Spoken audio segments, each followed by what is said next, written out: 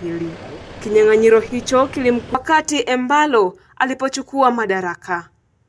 Embalo anasema amenusurika majaribio mengine matatu ya mapinduzi tangu wakati huo, ingawa wapinzani wake wamemtuhumu kwa kutengeneza migogoro kama kisingizio cha ukandamizaji, madai ambayo anayapuuza.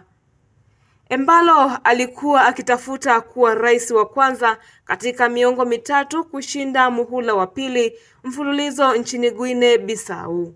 Uchaguzi huo ulikuwa wa kwanza kufanyika bila chama kikuu cha upinzani PAIGC, chama kilichoongoza mapambano ya uhuru kutoka kwa Ureno kati ya miaka ya 1960 na mwaka 1970.